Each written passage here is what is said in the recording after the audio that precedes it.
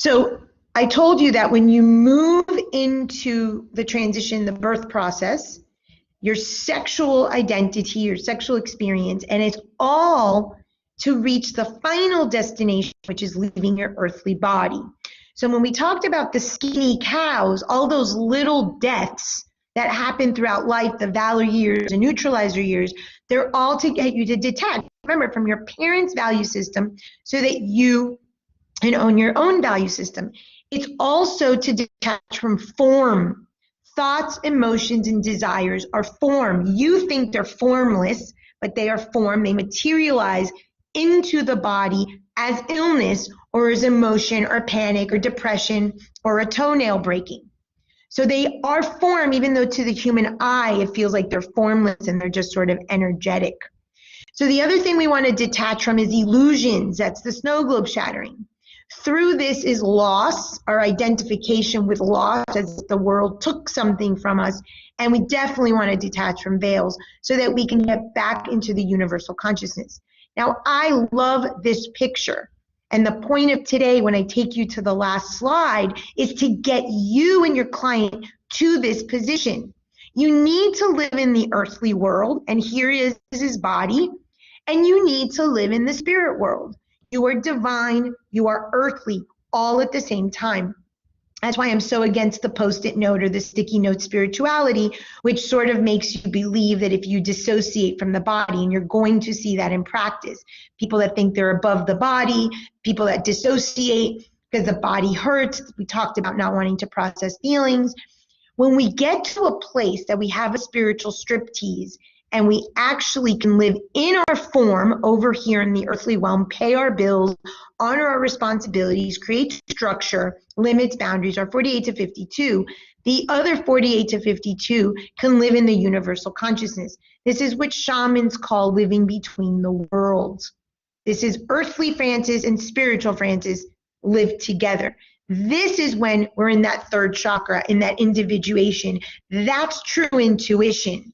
Not psychic, true intuition, that you're listening to your head and your heart and you're connecting to something beyond. Remember that story I told you of Metis being swallowed by Zeus, and that we constantly stay in that negative feedback emotion loop.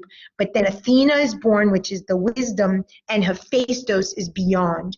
This is Hephaestus, seeing beyond even the thought, the mind, the intellect.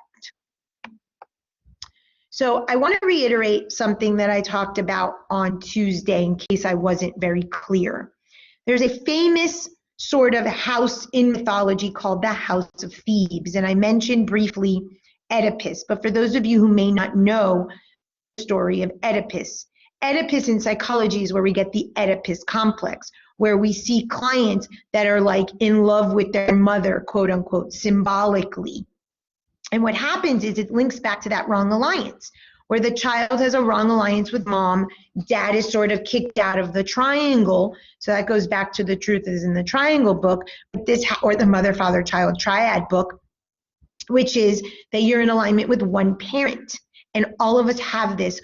All of us have been born and lived through a house of Thebes. So what happened in the myth? In the myth, everybody believed that they were cursed, and that the oracle told the king, do not have a child. Like in all myths, right? You're going to be dethroned. In this case, it was going to be, you are going to be killed and your son is going to marry your mother, your wife, his mother. So what they did, as is very common, they have what's called exposure in Greek mythology. They put the kid out to sort of pasture and pretended that the kid wasn't there so he would die. But he didn't die. He was actually adopted. And the story came true. The story came true that Oedipus killed his father and married Jocasta, his mother, and at the end ripped his eyes out. And we will talk about the symbolism of that in a moment. Illusion that everything is fine. I see this a lot in clients where they have a lot of money, or they have a lot of intelligence, or they have a lot of beauty. Their validation needs are covering up the fact that they actually hate themselves. People have self-hatred. It's one of the things you're going to see with the Lilith archetype today, or the prostitute archetype.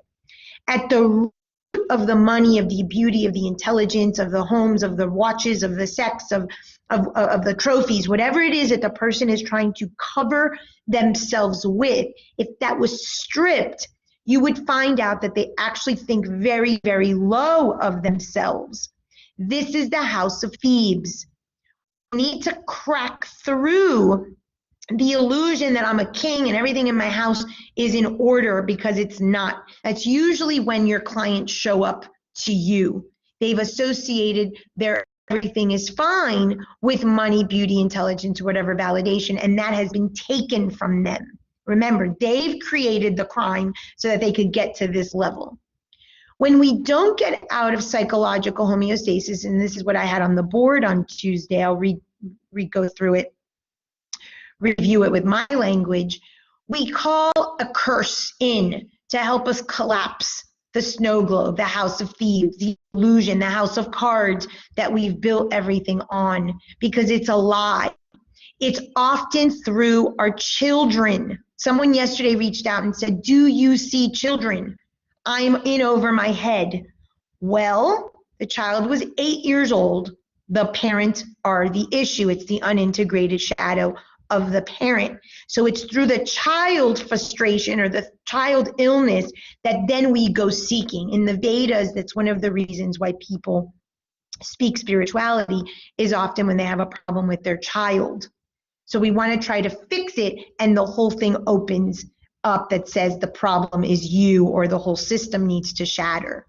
We say that we're cursed by the gods, or like I said all month, the devil, and all these nonsense, mythological characters that we name gods, when it's the perpetrator that is simply in ourself, which is indeed the magician that's going to lead you to the magic of knowing yourself truly. And as I said, Oedipus kills his father to marry his mother. This is the whole triad being out of whack. And it's only when the triangle is mom and dad at the bottom and you are at the tip, integrating mom and dad, doing it differently, that your house is indeed in order. So we're in this negative feedback loop. This is from just biological, physical homeostasis that I say in the psychological realm is a house of Thebes. It has to shatter. The variable down here is your unmet need and your preferred emotion. The detector is any person, place, thing, or situation that you think will meet your unmet need, and it never happens. When it doesn't happen, you have a comparator, which is you prove yourself right, that you're not worthy, that you're abandoned, that you're less than, that you're not enough, all of the things that happens in the 7-step model. And the effector is the body part in which you hold that emotion. It could be migraines, it could be leg pain, it could be congenital heart disease, it could be cancer, depending on the level of denial or house of Thebes or illusion that you're in. So I hear this a lot. I lost it all, and you've heard me say this. I lost it all, even my hair. And we blame this on a curse, devil, God, fate. Jung has a quote that says, until the unconscious is made conscious, you call it fate.